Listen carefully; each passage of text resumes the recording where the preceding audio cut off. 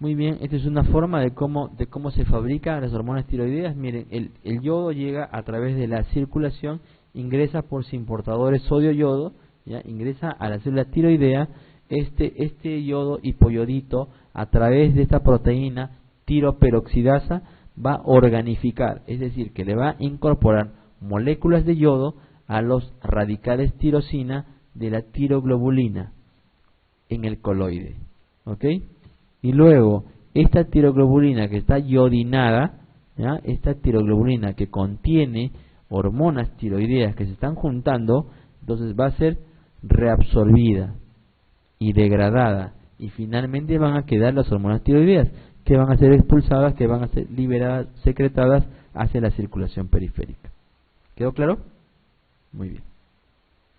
Los factores que controlan la síntesis y secreción de las hormonas tiroideas, miren por acá, otra vez, ¿no? Esto va a ser casi todo el día de hoy, ¿ya? A nivel del hipotálamo fabricamos hormona liberadora de tirotropina o TRH, ¿ya? Esta viaja por el sistema portal, hipotálamo hipofisiario a nivel de la eminencia media. Ahí se libera hacia la adenohipófisis y hace que fabriquemos TSH. La hormona TSH, la hormona estimulante de tiroides, viaja por la sangre, llega a la tiroides y hace que se fabrique principalmente T4 y T3. ¿Ya? El T4 y T3 actúan, ¿ya?, en el cuerpo, pero el T4 se va a convertir en T3 y le va a decir a estas células del núcleo R4 probablemente que no fabriquen más TRH. ¿Cómo se llama esto? ¿Cómo se llama? Feedback negativo. Muy bien, muy bien. Otra vez, miren, en el hipotálamo fabricamos TRH, en la hipófisis TSH, en la tiroides fabricamos hormonas tiroideas. ¿Ya? Muy bien. Si yo tengo enferma mi tiroides, o me operaron de la tiroides, o me irradiaron el cuello de la tiroides, o tengo una infección severa de la tiroides, entonces cae mi producción de T3, T4. ¿Ya? ¿Qué va a ocurrir? La hipófisis no va a observar eso, no tiene ojos. Lo que hace es que recibe esas señales químicas de ausencia, miren, un feedback negativo, ¿ya? Recibe la ausencia de hormonas tiroideas, entonces aumenta la producción de TSH. ¿Cómo se llama esto? Hipotiroidismo primario. Primario, porque el problema ¿dónde está? En el órgano efector, en este caso la tiroides.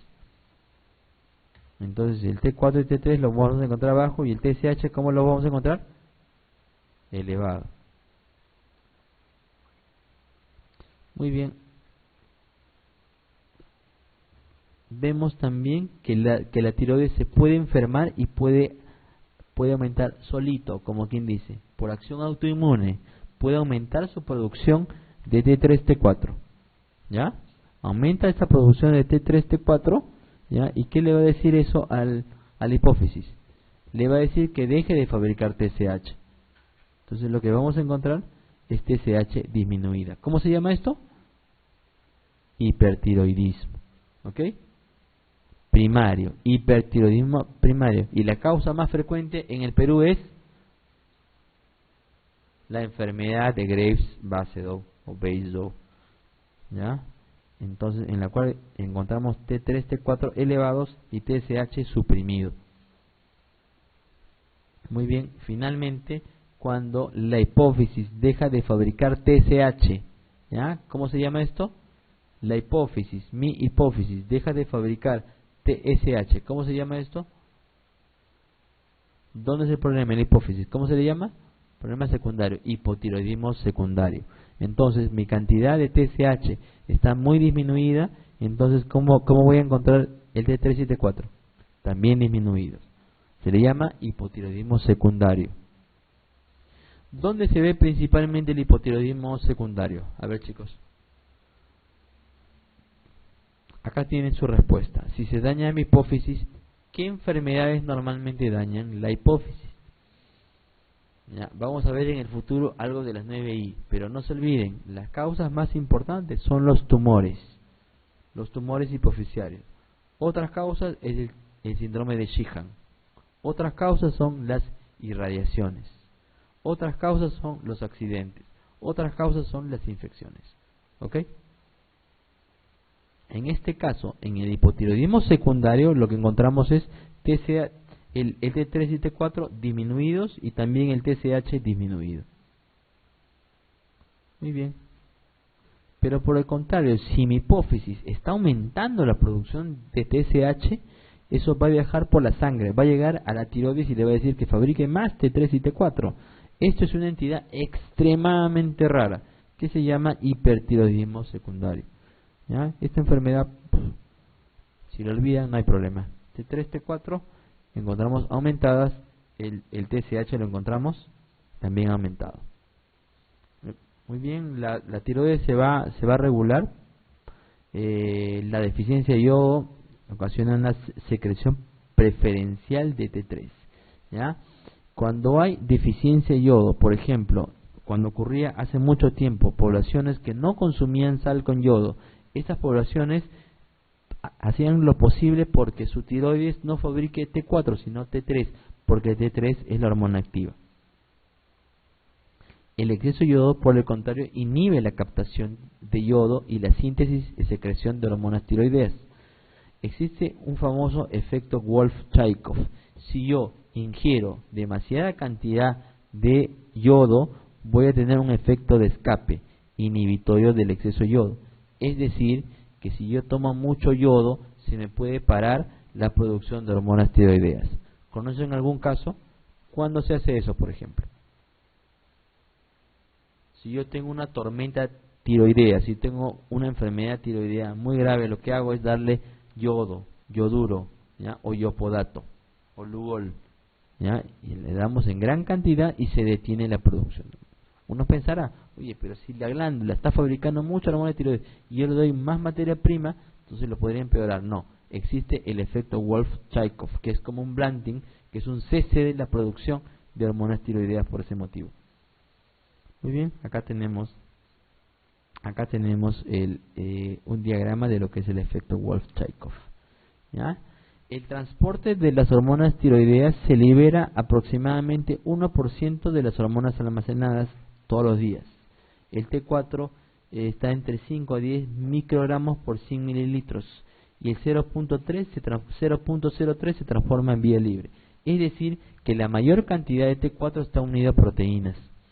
El T3 se fabrica aproximadamente 0.1 microgramos por cada 100 mililitros al día, es decir, un 7%. Representa un 7% de las hormonas tiroideas circulantes en sangre. El 0.3 se transporta libre, tiene una vida media de 2 días. Y se unen a ciertos transportadores, a ciertas proteínas transportadoras, por ejemplo la globulina específica ligadora de tiroxina, más conocida como TBG o globulina transportadora de tiroxina. ¿Ya? Existe también la prealbúmina, también conocido como transtiretina o transtiretina, y también existe una albúmina ligadora de tiroxina. Se modifica esta unión a las proteínas, se va a modificar durante el embarazo, durante el uso de anticonceptivos, durante el uso de corticoides, andrógenos, salicilatos, en los cuales vamos a ver una modificación de los niveles de las hormonas tiroideas y de su vida media. Muy bien, otra vez el transporte de esas hormonas viajan unidas a proteínas, principalmente a la globulina transportadora de tiroxina o TBG, también a la albúmina y a la prealbúmina o transtiretina. Miren, por ejemplo, el T4 se une a la tiroglobulina transportadora, a la globulina transportadora de tiroxina o TBG en un 60%, el T3 en un 70%, a la transtiretina principalmente T4 30% y la albúmina un 10% de T4 y T3 un 30%. Muy bien, existen deyodinasas.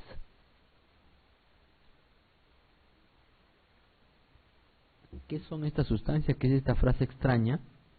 Las deyodinasas son las sustancias que van a convertir periféricamente el T4 en T3. ¿Sí me dejo entender? Como hace un momento ya les dije, la hormona tiroidea activa no es el T4 sino el T3. aunque se produce en mayor cantidad T4. Es un poco irrisorio, pero es una forma de regular el exceso de hormonas tiroideas.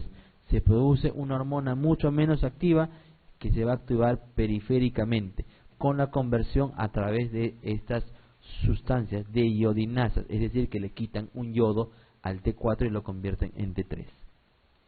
Miren, por ejemplo, esta es la función típica de las deiodinasas en un tejido periférico. El T4 ingresa a la célula y se va a convertir vía el D2 o deiodinasa 2, se va a convertir en T3.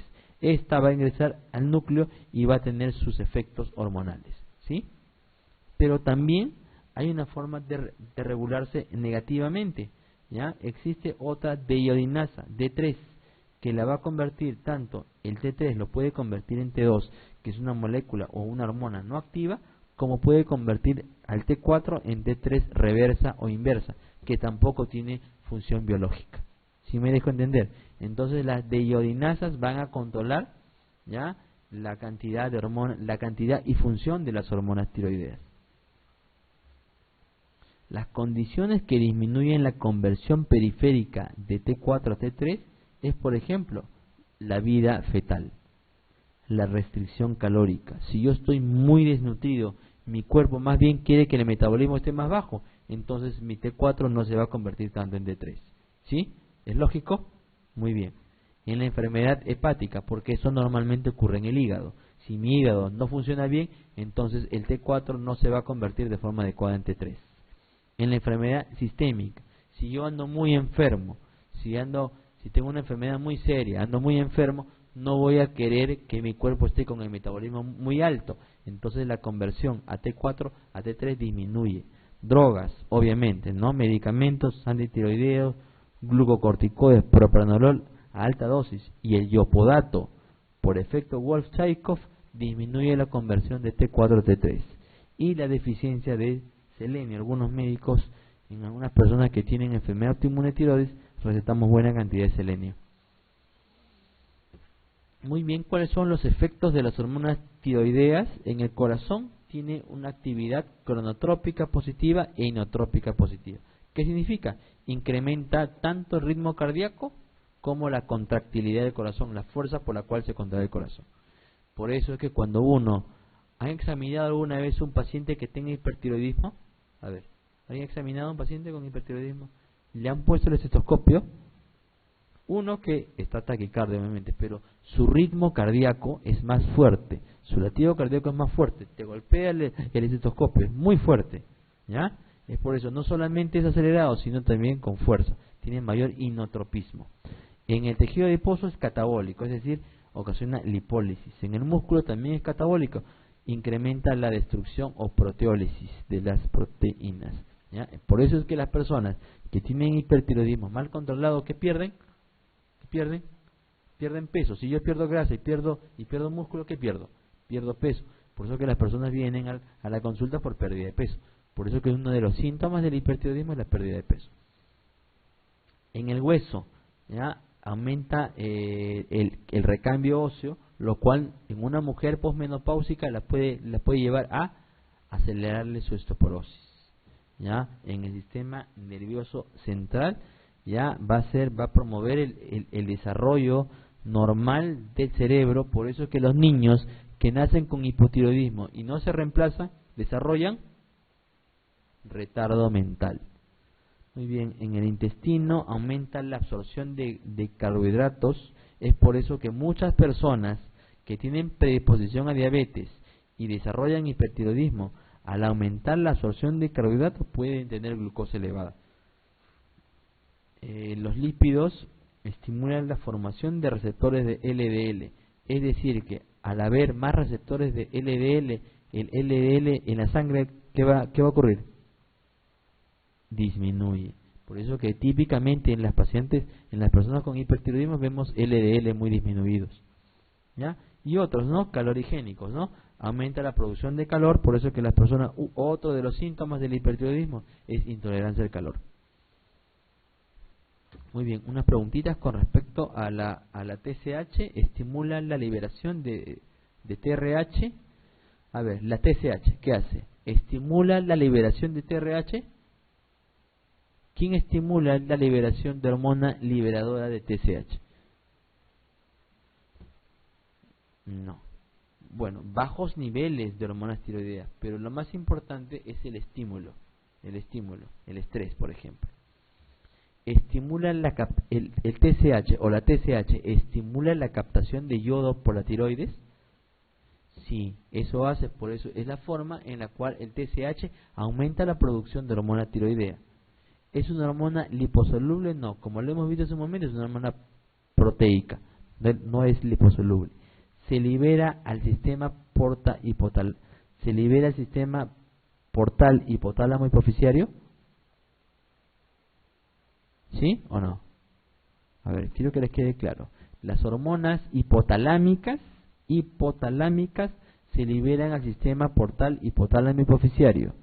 De allí llegan a la adenohipófisis y hacen su efecto. Entonces, ¿qué hormonas se liberan al sistema portálamo hipofisiario? La TRH, por ejemplo, ¿no? Las hormonas hipotalámicas. A ver, su diana o su órgano efector, ¿son las células C tiroideas? No, son los tirocitos. ¿Ok? Entonces, su respuesta es la B. Muy bien, la tiroxina o T4 presenta 3 átomos de yodo, ¿sí o no? ¿Es T4? ¿Por qué cree que se llama T4? Porque tiene 4 moléculas de yodo. Es más activa que la T3, ¿es cierto? Exacto, por eso que existe una conversión, por eso que existen sustancias que se llaman deyodinasas que van a convertir el T4 en T3. Se transporta disuelta en plasma, ¿sí? ¿Es cierto? ¿Anda libre en el plasma? No, anda unida a muchas proteínas. Se obtiene a partir del T3 en los tejidos.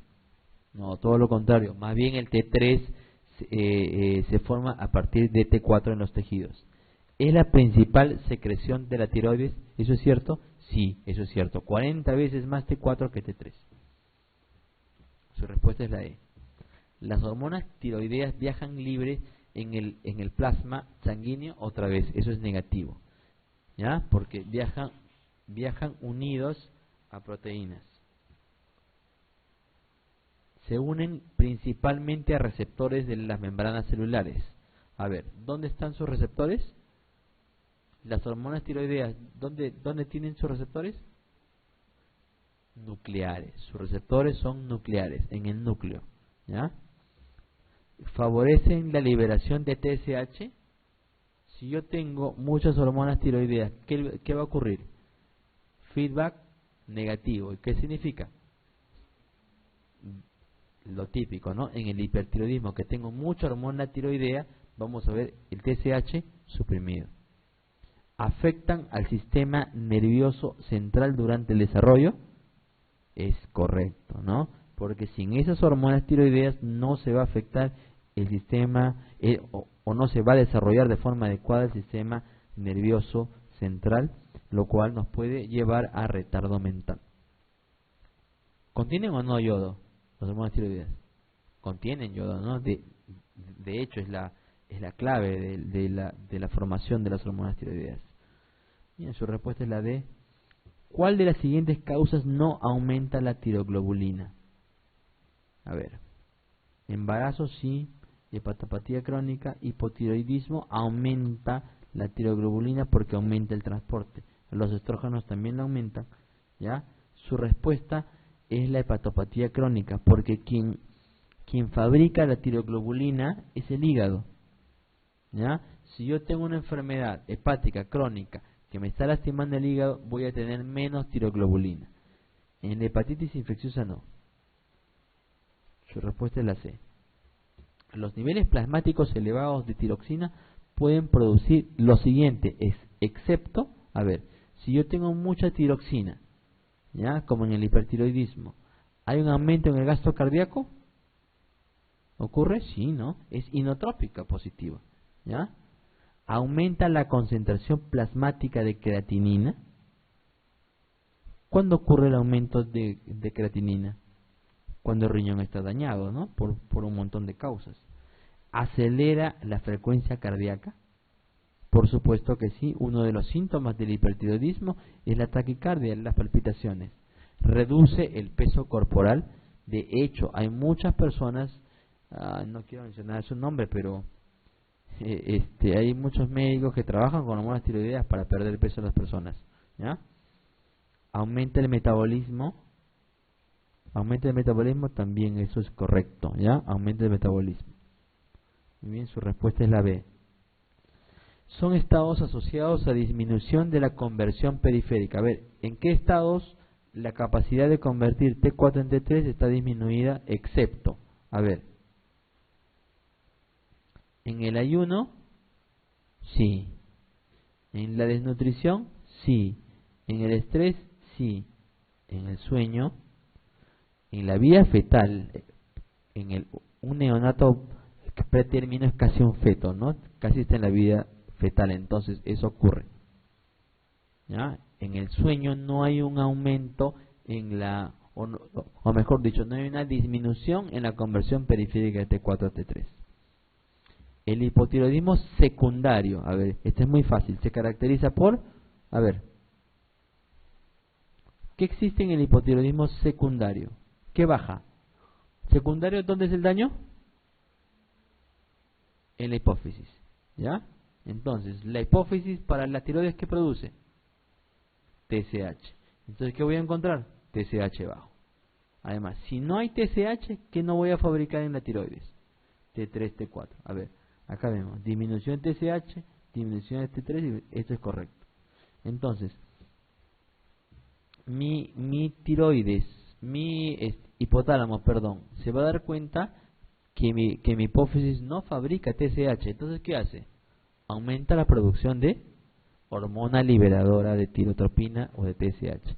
Aumento de TRH. ¿Ya? La TSH es una de las sustancias que aumenta la fabricación de tiroglobulina. Entonces, no va a aumentarse la tiroglobulina. ¿Ok? La tiroglobulina es la proteína la cual contiene radicales tirosina que se le va uniendo el yodo y de ahí se forman las hormonas tiroideas. ¿Ok? Su respuesta es la A. La glándula suprarrenal son dos glándulas, se ubican en el polo superior de los riñones, por eso que se le llama también suprarrenales. Tienen un tamaño de 3 a 5 centímetros, tienen un peso entre 4 a 5 gramos cada una. Su embriología, ¿ya? Su corteza proviene del mesodermo y la médula proviene de la cresta neural ectodermo. Por eso son casi como dos órganos endocrinos separados pero juntos.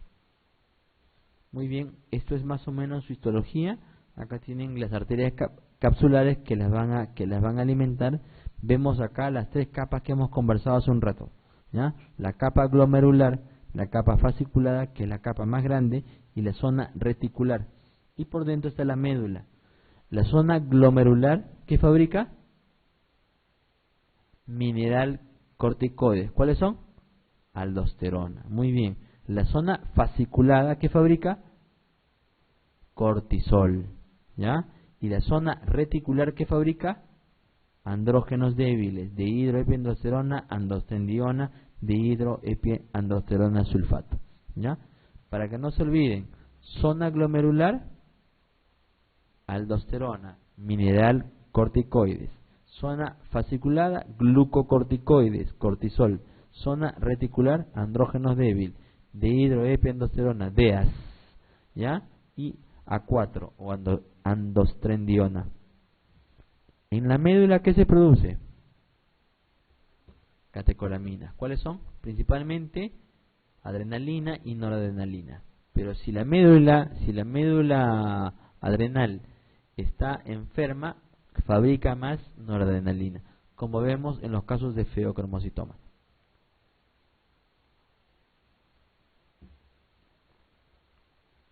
Muy bien, la esteroidogénesis. Todas las hormonas esteroideas provienen del colesterol, esteroidogénesis, ¿ya? El primer paso es convertir el colesterol en pregnenolona, y eso se hace con una proteína que se llama colesterol desmolasa, que tiene que ver con este gen STAR. De ahí, según donde esté, en la zona glomerular, fasciculada o reticular, poco a poco se van a ir convirtiendo en aldosterona, en cortisol y en dihidrotestosterona, en aldostendiona. La regulación de las zonas de la corteza suprarrenal, por ejemplo, la zona glomerular, está gobernada por el sistema renina, angiotensina, aldosterona. No se olviden, ¿ya? La aldosterona se produce vía el sistema renina, angiotensina, aldosterona. No tiene que ver con ACTH.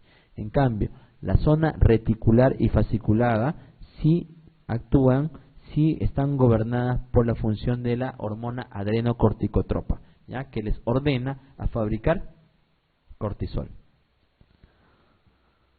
Muy bien, el eje CRH, ACTH, cortisol, es decir, hormona liberadora de corticotropina o ACTH y cortisol. ¿Ya? Agentes externos, estímulos externos como el estrés, la falta de sueño, ciertas infecciones, aumentan la producción por la corteza adrenal de glucocorticoides, que tiene acciones metabólicas. Y también puede aumentar la cantidad de activación de mineral corticoides vía angiotensina 2 o hipercalemia. A eso se le llama sistema renina-angiotensina-aldosterona. Muy bien, este sistema de nombre tan largo, ¿ya? Lo que hace es, las células yuxtaglomerulares se dan cuenta que la perfusión de sangre a nivel renal está disminuida, entonces aumenta la liberación de renina. Esta enzima hace que el angiotensinógeno se convierta en angiotensina 1, que se fabrica en el hígado. Esta viaja por la sangre, hace a través de la enzima convertidora de la angiotensina, lo convierte en angiotensina 2, y eso ocasiona la liberación de aldosterona, ¿ok? Lo cual reduce la excreción de sodio, retiene sodio, aumenta el volumen circulante y mejora la perfusión renal, ¿ok? ¿Entendieron esta parte? Los efectos metabólicos de los glucocorticoides son inmensos, ¿no? Existen libros inmensos sobre corticoides. Hay gente que dedica su vida al estudio de los corticoides. No es mi caso. Inhibición de los fibroblastos, colágenos y tejido conectivo. Por eso que las personas que tienen síndrome de Cushing, ya sea por fármacos o ya sea endógeno, tienen fragilidad capilar. Inhibición de la formación ósea, por eso es que produce osteoporosis, y si ocurre en niños les ocasiona talla baja. Estimulación de la resorción ósea, potencia la acción de la paratormona y vitamina D3 en el hueso, es decir que aumenta la reabsorción de calcio de los huesos, ¿ya? Reduce la absorción intestinal de calcio, aumenta la excreción urinaria de calcio. Por eso es que cuando hay exceso de corticoides podemos tener más tendencias de formar cálculos en vías urinarias. También acelera el desarrollo de los órganos fetales, inhibe el crecimiento en los niños, aumenta la liberación de polimorfonucleares, disminuye los linfocitos, monocitos y eosinófilos. Por eso es que cuando hay muchos corticoides disminuyen las defensas y tenemos más propensión de tener infecciones. Disminuye la migración de las células inflamatorias a la lesión. Por eso es que las personas que tienen síndrome de Cushing, endógeno o exógeno por pastillas, tienen mayor posibilidad de tener infecciones en las heridas que ya tienen presentes. Inhiben la fosfolipasa A2, es decir, que disminuye la producción de prostaglandinas, inhibe la secreción de interleuquina 1, aumenta el gasto cardíaco, aumenta el tono vascular, ya que potencia el efecto de las catecolaminas. Por eso que estas sustancias aumentan la posibilidad de tener hipertensión arterial.